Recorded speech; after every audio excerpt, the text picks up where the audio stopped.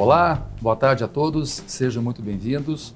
Muito obrigado pela companhia de vocês. Desde terça-feira divulgamos a live da Porto Seguro hoje, com um assunto especial que é coronavírus. Dúvidas, orientações. Eu sou Marcelo Zorzo, diretor do Porto Seguro Saúde, e estão comigo aqui para prestigiar esse momento e poder qualificar essas respostas o Dr. Paulo Zimmer, gerente do Hospital Israelita Albert Einstein, e o Dr. Marcelo Casadei, coordenador do Porto Seguro Saúde. Sejam bem-vindos, boa tarde. Obrigado, Zorzo, boa tarde. Boa tarde a todos. Estamos recebendo perguntas desde terça-feira. Todas as perguntas que vierem serão aqui abordadas e aquelas que nós não tivermos tempo de responder, nós vamos responder pelo mesmo canal que vieram. Vamos dar as respostas pelo próprio Facebook. De maneira geral, o mundo inteiro tem se organizado com medidas de proteção para mitigar os riscos da transmissão. E se fala muito do pico, depois um declínio dessa curva.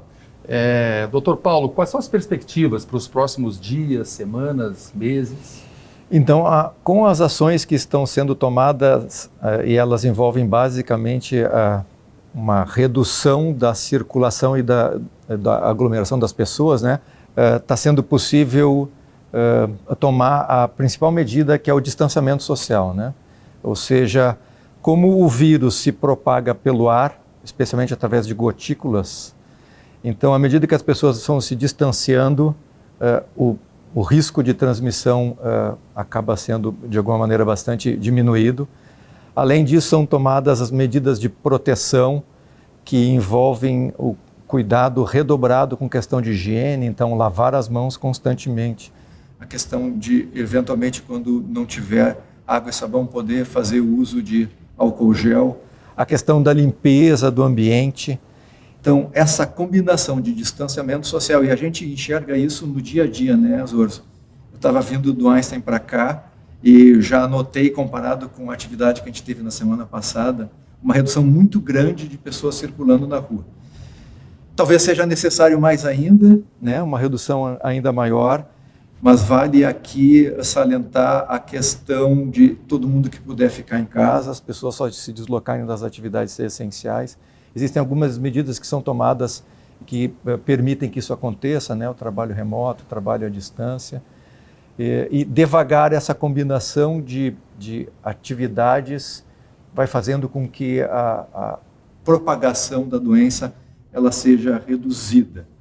E isso é importante porque se uma quantidade muito grande de pessoas adoecerem ao mesmo tempo, elas forem procurar o serviço de saúde ao mesmo tempo, eventualmente isso pode provocar uma sobrecarga, uma carga exagerada de pessoas pode provocar uma instabilidade no funcionamento do serviço de saúde. Doutor Paulo, só em complemento a essa resposta, falar em prazo futuro, neste momento é bem difícil, correto? Então a gente teria que analisar o que está acontecendo com outros países e projetar como seria aqui no Brasil.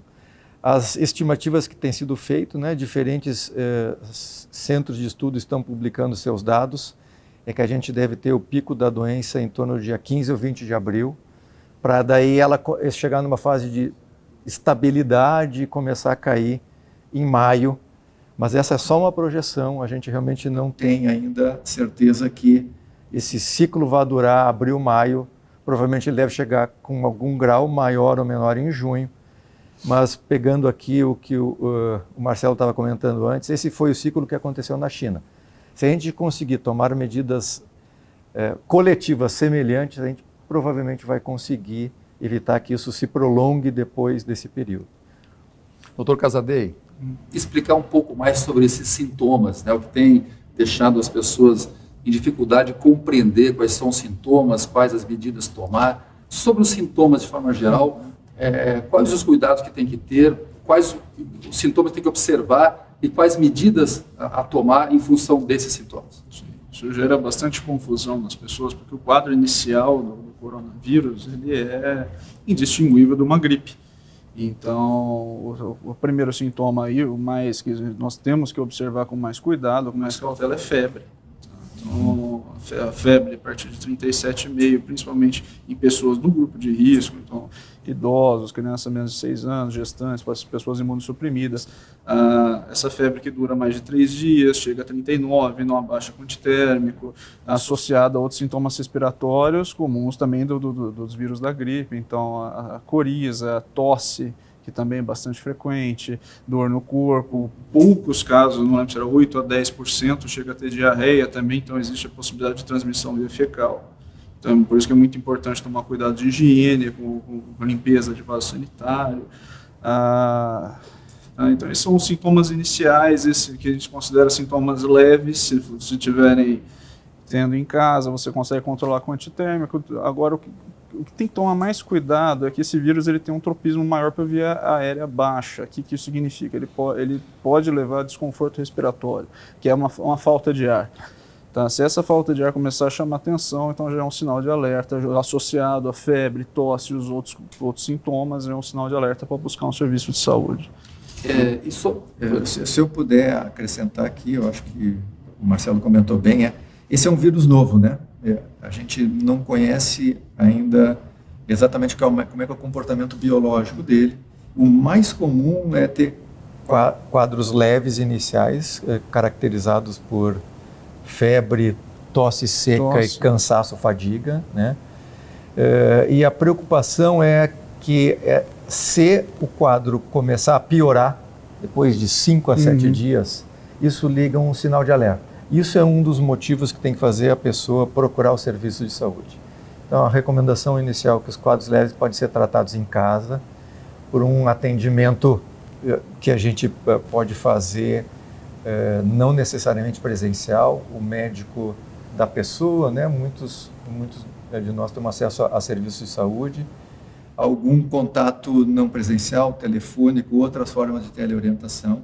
Mas os sinais de alerta são persistência dos sintomas ao longo do tempo, especialmente a falta de ar. Com relação aos exames, né, as pessoas ficam cada vez mais preocupadas em tentar compreender logo se estão ou não infectadas. E aí vem aquela questão de fazer o exame como prioridade. Quem deve fazer o exame? Então, acho que essa é uma pergunta boa, que vai na sequência do que a gente vinha comentando aqui, né? Então, o vírus ele é identificado através de um teste específico que se chama RT-PCR. Quem deve fazer são pessoas sintomáticas, especialmente aquelas que estão evoluindo com piora do quadro clínico e para a qual há uma discussão de necessidade de internação.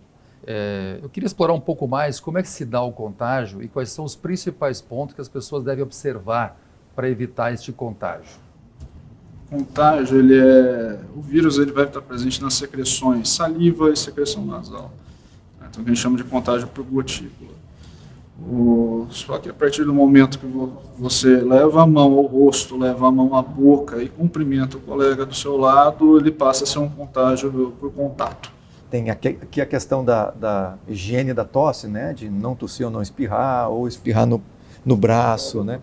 Para evitar que o vírus fique disperso no ar, e reforçando aqui também a questão das pessoas não estarem próximas. Tem vindo também bastante perguntas sobre a prática de esportes.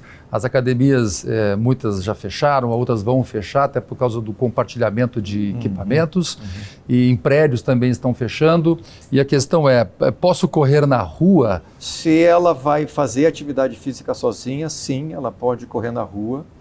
De preferência, ela tem que procurar espaços bem iluminados durante o dia, para evitar que ela sofra risco de alguma outra atividade, mas sim, ela pode correr. Ela não deve correr com outras pessoas, especialmente correr com outras pessoas próximas, o que talvez possa limitar um pouco da atividade, mas é importante que a pessoa se mantenha saudável, e para quem corre ou pratica atividade física, isso ainda é uma coisa que pode ser recomendado. Nesse momento, principalmente. Sim, nesse momento. É importante as pessoas entenderem o porquê que as academias estão fechando, que na academia existe uma manipulação conjunta, todo mundo toca no halter, nos aparelhos, então se alguém ali estava contaminado, ali naquele momento vai ter o contágio, por isso é um contato próximo, por isso que elas estão fechando.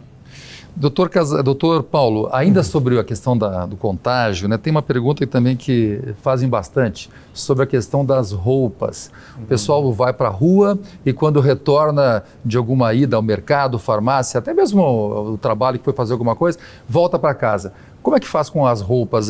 Tantas coisas que falam aí sobre roupa contaminada, enfim, qual é a recomendação? Então, acho que essa também é uma pergunta bacana. Não há nenhuma recomendação para segregar roupas, para fazer tratamento diferenciado. Claro que, como essa é uma situação de que existe uma doença circulando, a gente quer reforçar as questões de hábito de higiene e limpeza dentro da sua casa, né? Então, tentar tirar o sapato na porta, né? Se isso for possível. Ou seja, manter o ambiente o mais limpo possível.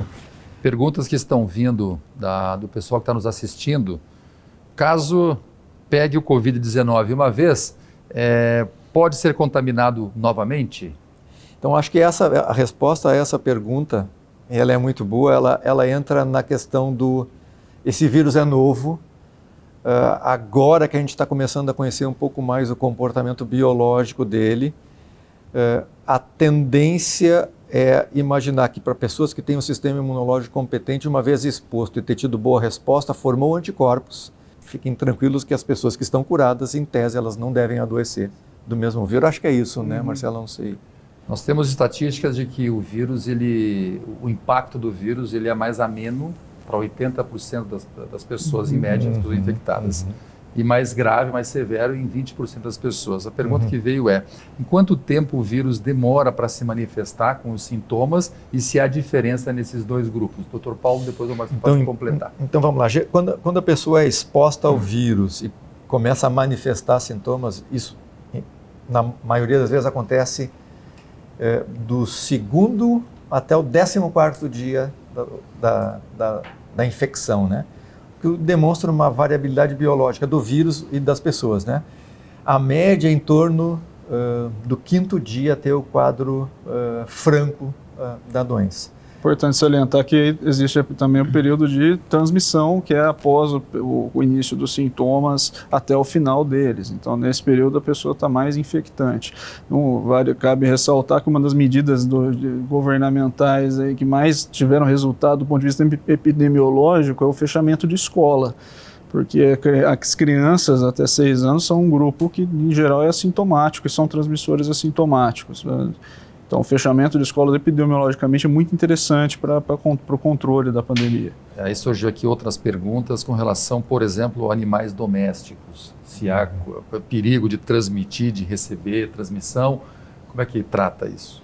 Então, essa também tem sido um questionamento frequente, né? Então, a gente sabe também de alguns estudos recentes que animais domésticos, eles...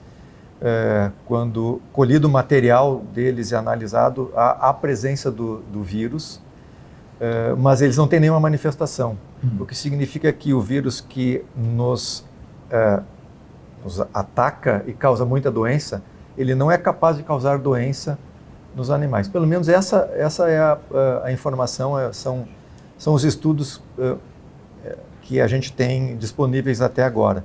Tem uma pergunta também que veio aqui, que gestantes estão em grupo de risco? Essa também é uma boa pergunta. Acho a notícia aqui é uma notícia boa. Diferente da gripe do influenza, que ataca a gestante e a criança e desenvolve formas potencialmente graves, a gestante ela não transmite o vírus pro bebê, né? Pro feto. Então, as crianças que estão nascendo, filhas de gestantes que desenvolveram a infecção, elas estão nascendo sem infecção.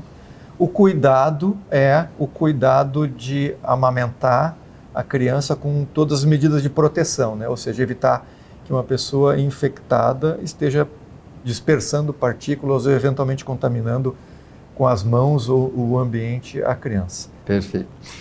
Com essa reclusão, né, e mantendo essa questão da distância social necessária, as pessoas já ficam ansiosas e perguntam aqui quando é que vamos poder voltar a sair na rua? E aí emenda com uma outra pergunta Antes disso, teremos uma vacina ou o nosso sistema imunológico vai estar preparado para poder a gente voltar à rotina sem ter a vacina descoberta? Eu vou responder a parte da vacina, que é mais fácil. E vou deixar o Casadei quando é que as pessoas voltam ao normal. Não, acho o genoma do vírus, ou seja, os genes do vírus, né, já foram identificados precocemente, né, nas primeiras semanas de janeiro. Isso fez com que as empresas de produção de vacina, que se chama as empresas de tecnologia biológica, já começassem a produzir. A informação que a gente tem é que tem vacina já sendo testada hoje, mas a notícia ruim é que o ciclo de teste é um ciclo prolongado, né? Primeiro precisa averiguar a segurança, então entra em estudos de fase 1, que vão até a fase 3. E esse é um ciclo longo, né, para garantir que quando a gente esteja imunizando as pessoas, elas estejam realmente protegidas. As expectativas positivas falam em torno de 12 meses, as mais realistas em torno de 18 meses. E complementando a pergunta sobre o tempo, né, essa pergunta não existe resposta ainda. Tá? Quando que a gente vai poder voltar a sair na rua? O Ministério da Saúde e a OMS estão fazendo um trabalho muito interessante do ponto de vista de monitoramento dos casos. Existe um dashboard online, todo dia ele está sendo atualizado. Então a resposta é quando a gente sair do pico e tiver evidência que não tem mais transmissão comunitária. Tá? Se for pegar, é lógico que são países diferentes, em momentos do ano diferentes, com um padrão populacional diferente, mas a China anunciou, como eu falei, dia 16, que eles saíram do pico e, não sei se foi ontem, que eles soltaram uma nota dizendo que não existia mais transmissão comunitária na China. Isso foi 2 meses e meio após eles anunciarem um surto. Tá? Então o nosso começou agora no final de fevereiro com o primeiro caso, a gente está na fase exponencial, então pode se projetar, usando o mesmo exemplo da China, no mesmo período após o final de maio, tá? No começo de junho. Questão de remédios. Há remédios contraindicados para o uso na suspeita do Covid-19? Então a gente tem lido recentemente, né, um estudo, 1 ou 2 estudos que mostram que talvez um tipo específico de anti-inflamatório chamado ibuprofeno possa conferir algum risco adicional, porque o vírus ele se conecta nas células do sistema respiratório utilizando um receptor. E isso é só uma especulação, né? O ibuprofeno poderia estimular a formação desses receptores e isso eventualmente deixaria a pessoa mais suscetível. Isso ainda está sob muita disputa científica, né? Teve um ministro, acho que foi o ministro da França, que orientou que não fosse feito o uso do ibuprofeno.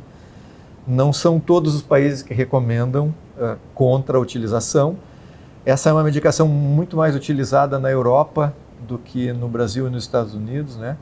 De qualquer maneira, na situação que a gente vive hoje, talvez o recomendado seja, se não tem uma indicação específica para usar, use outras medicações que aliviam os sintomas, que ajudam a baixar a temperatura, que aliviem a dor. E o que tem sido mais recomendado é o paracetamol como uma primeira linha de medicação. No Brasil, o dipirona e o paracetamol são os mais usados. Até o momento não tem nenhuma contraindicação. É o que o Paulo disse, o ibuprofeno ele não foi provado que ele facilita, é um risco teórico. Por isso que ele foi recomendada cautela com essa medicação, mas ainda está em estudo. Tá? Ok, bem, nós temos então aqui várias perguntas que não foram respondidas porque não deu tempo. Nós responderemos todas as perguntas, todas elas, não ficará nenhuma pergunta sem resposta. Eu quero aqui agradecer a participação de todos, a atenção de todos com um tema tão importante como esse. Aqui nós do Porto Seguro Saúde, com o apoio do Hospital Israelita Albert Einstein. E em breve a gente pode comunicá-los novamente pelos canais da Porto Seguro de uma nova live para poder atualizá-los no momento que a gente está vivendo atualmente. Muito obrigado, uma boa tarde a todos.